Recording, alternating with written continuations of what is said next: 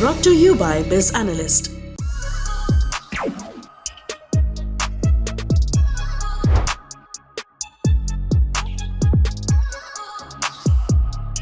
कांग्रेस की ओवरहॉलिंग के प्रशांत किशोर प्लान पर, प्रशांत किशोर की अपनी राजनीतिक महत्वाकांक्षाओं पर और कांग्रेस के अलग अलग खेमों के प्रतिरोध और स्वागत पर पहली टिप्पणी राशिद किदवई आपकी। ये देखिए, कांग्रेस का बुरा हाल है। चुनाव में भी, जनता के बीच में भी कुछ करने का, खासतौर से 10 मार्च के बाद में, मतलब से कहते हैं ना, पानी सर से ऊंचा बहने लग गया था, तो कुछ ना कुछ करना था। गांधी परिवार की समस्या ये थी कि कोई भी, जो चाहे वो G23 हो या कांग्रेस के दूसरे नेता हो, कोई भी ये उनमें एक नैतिक साहस नहीं था कि कहे कि बिल्ली के गले में घंटी कौन बांधे, कि नेहरू परिवार का जो वर्चस्व था, ये जनता के बीच में पकड़ थी, वो कमजोर हो गई है। ये जो आज बात हो रही है, तमाम चीजें, तो इसमें हर तरह की टिप्पणी की जा सकती है। मेरा अपना मानना यह है कि गांधी परिवार ने प्रशांत किशोर को चुन लिया है एक काम के लिए, और वो काम करेंगे, और कांग्रेस जो है उसके लिए तैयार है। बाकी सब खाना पूर्ति है। राजदीप सरदेसाई जी से भी सुन लेते हैं, क्या जानकारी है। क्या कहें, ये तो मैं 30 साल कांग्रेस कवर कर रहा हूं, मैं तो आश्चर्य हो गया हूं जो हो रहा है पिछले 7-10 दिनों में, क्योंकि ये ऐसी पार्टी है, स्टेटस कोइस्ट है। ये ऐसी पार्टी है जो बाहर से जब लोग आते हैं तो वो उनको बड़ी शक की नजर से देखते हैं। कांग्रेस का ये कल्चर रहा है। At the moment I think this is the interesting thing of this whole story is Sonia Gandhi, कि एक ऐसी महिला जिन्होंने कांग्रेस की अध्यक्षता इतने सालों से की है, लेकिन हमेशा बहुत प्ले सेफ रही है, पहली बार एक रिस्क लेने जा रही है। Bringing Prashant Kishor on board is a risk the Congress is taking, and maybe it shows कि कम से कम इतनी चुनावी हारों के बाद कांग्रेस भी थोड़ी एंटरप्रेन्योरल हो रही है और कह रही है चलिए एक चांस लेते हैं, एक एक्सपेरिमेंट करते हैं, we have nothing to lose, कुछ तो हारने के लिए रह ही नहीं गया है, तो प्रशांत किशोर को लेकर चलते हैं।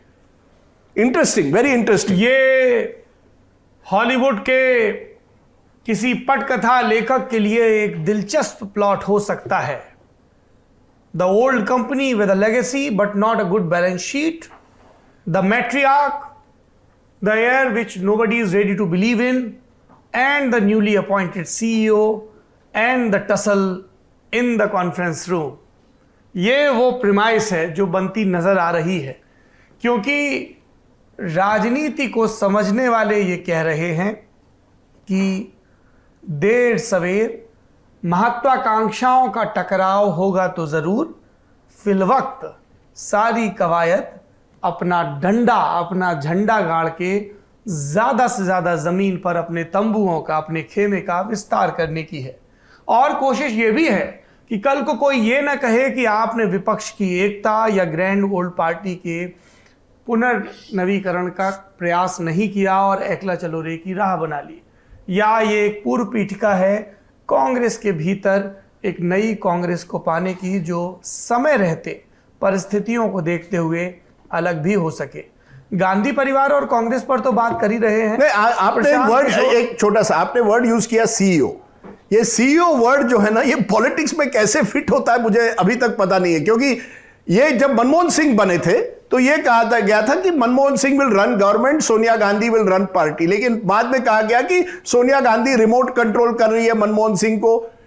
लेकिन Manmohan Singh at the end of the day was a bureaucrat, वो ब्यूरोक्रेट थे। वो राजनीति कहा गया, लेकिन आप सहमत नहीं है क्या remote Sonia control? Gandhi used to remote control the government? No, I don't think so. Sonia Gandhi used to run the National Advisory Council of the government. उस पर उनका, which used to decide the policy framework, जिन्होंने कई पॉलिसियों पर, कई right to information हो, right to food हो, इस पर कई उन्होंने निर्णय लिए, पॉलिसी आगे किए। लेकिन Manmohan Singh used to run the government day to day.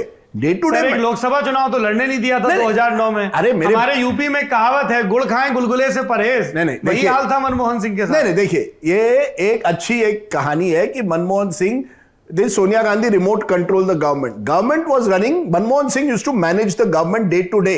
मेरी बात सुनिए, Manmohan Singh manage the government day to day, Sonia Gandhi was given this larger than life, she was like the power, the real power was with her, ये मैं मानता हूं, ताकत सोनिया गांधी के पास थी। Sonia Gandhi control the show, Manmohan Singh ran it day to day, लेकिन it suited Sonia Gandhi. Sonia Gandhi को के लिए मनमोहन सिंह परफेक्ट थे, क्योंकि मनमोहन सिंह उनको चैलेंज नहीं करेंगे। और उनसे ज्यादा उनके सपूत को चैलेंज नहीं करेंगे। और नहीं, जब आपने कहा ना 2009 में चुनाव नहीं लड़े, क्योंकि Manmohan Singh was not a mass leader. एक बार लड़े, विजय कुमार मल्होत्रा के सामने हारे थे साउथ दिल्ली में 98 या 99 में।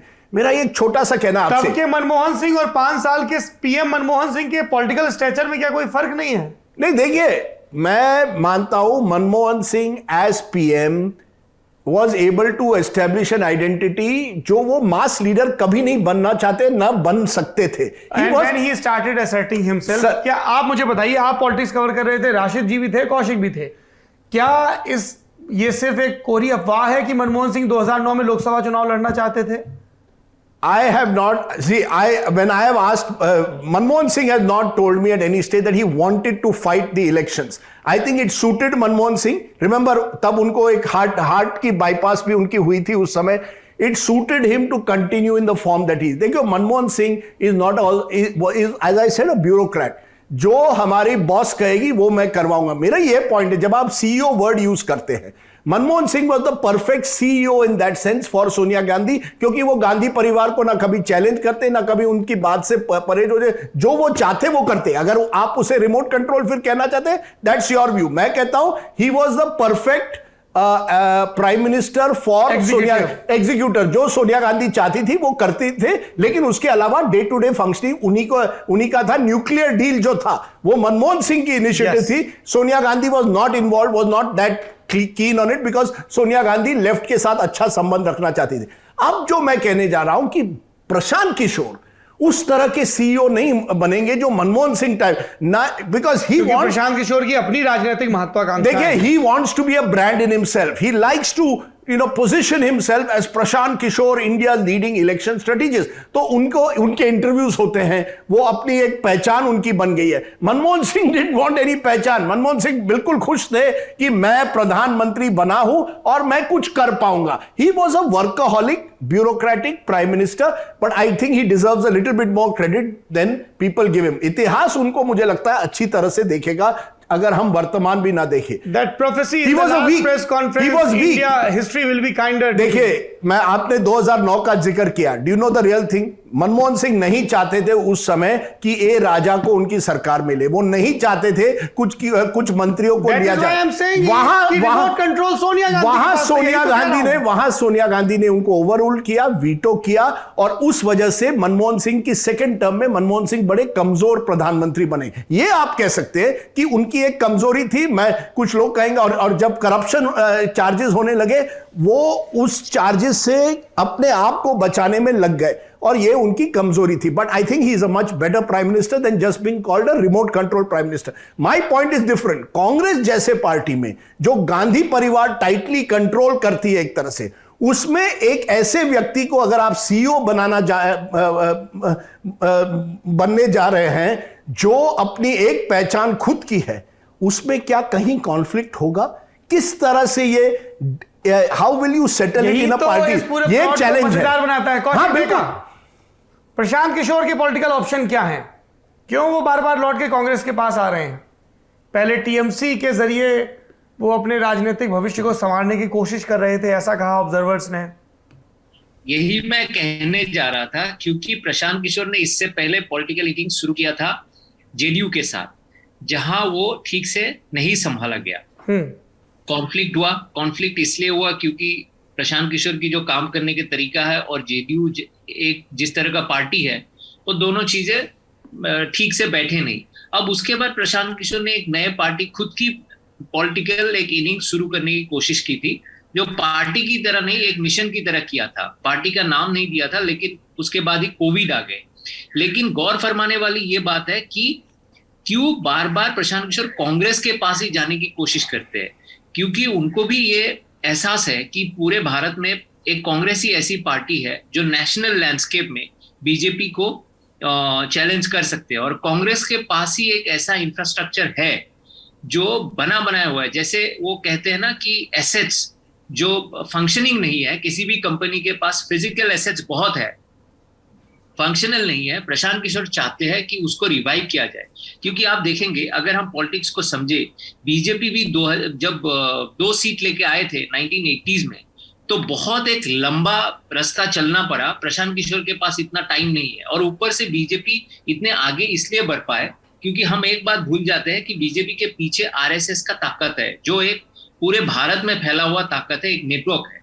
अब आज के डेट में बीजेपी और कांग्रेस को छोड़ के किसी भी और पार्टी में, रीजनल हो, नेशनल हो, जैसे भी नाम दिए, किसी भी पार्टी में उस तरह का संगठन नहीं है जिनके जो एक ताकत दे सकते हैं। कांग्रेस के पास आज भी, आप नॉर्थ ईस्ट से लेके गुजरात, कश्मीर से लेके कन्याकुमारी तक हर स्टेट में कांग्रेस का ऑर्गेनाइजेशन मिलेगा। आप स्ट्रांग नहीं हो सकते, कमजोर हो सकते, लेकिन ऑर्गेनाइजेशन है।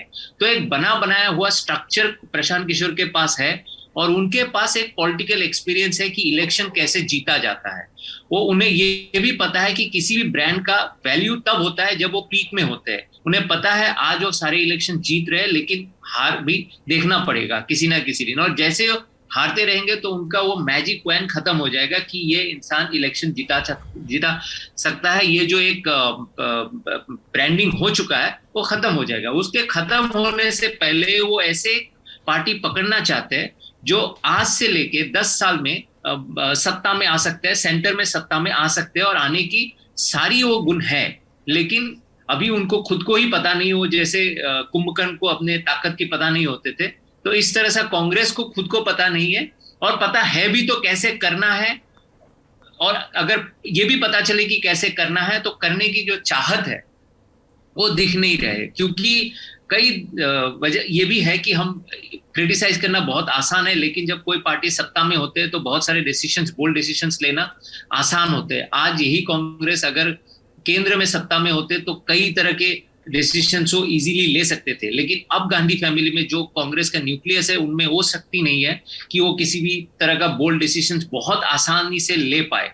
अब जब पंजाब में वो एक बोल्ड डिसीजन वो भी लेने की कोशिश की, बहुत देर बाद उसका नतीजा पूरी तरह बैकफायर कर गया। तो उसका टाइमिंग से लेके बहुत और चीजों पे हम बहस कर सकते हैं, लेकिन किसी तरह कांग्रेस में अभी एक पॉलिटिकल एक्यूमेंट की कमी है। इन ए सेंस जो गांधी फैमिली अभी के है, उनके साथ जो लोग हैं, आप गिन के बता सकते हैं, बचे कुछ ही लोग रह गए हैं जिनके पास पॉलिटिकल कैपिटल है। और पॉलिटिकल कैपिटल से मैं कुछ नाम बताऊंगा तो आपको समझ में आ जाएगा मैं क्या कहना चाहता हूं। जैसे समझ लीजिए कमलनाथ है, जैसे समझ लीजिए भूपिंदर सिंह हुड्डा है, ऐसे लोग, अशोक गहलोत को कुछ हद तक आप बोल सकते हैं। नए जनरेशन में कौन है जिनके पास पॉलिटिकल कैपिटल है? एक था सचिन पायलट, जिनके पास पॉलिटिकल कैपिटल था, जो इस्तेमाल किया, जिताया राजस्थान में, लेकिन उसके बाद आपने देखा उनके पॉलिटिकल करियर को कांग्रेस ने कैसे आगे बढ़ाया। तो ये सबको देख के कांग्रेस के पास अब पॉलिटिकल कैपिटल वाला कोई नेता है नहीं जो कांग्रेस नेतृत्व को आगे बढ़ा पाए या गांधी फैमिली को मदद कर पाए। प्रशांत किशोर आउटसोर्स बाहर से आए हुए एक नेता तो है नहीं, कंसल्टेंट है। अब वो नेता के रोल में कैसे फिट बैठेंगे ये देखना पड़ेगा, और उनके जो एक्सपर्टाइज है उनको इस्तेमाल करने के लिए राजदीप सरदेसाई ने एक बहुत अच्छी बात कही है कि प्रशांत किशोर मनमोहन सिंह नहीं है, क्योंकि प्रशांत किशोर की अपनी एम्बिशन है, और क्यों ना हो, क्योंकि उन्होंने अपने आप को साबित किया है।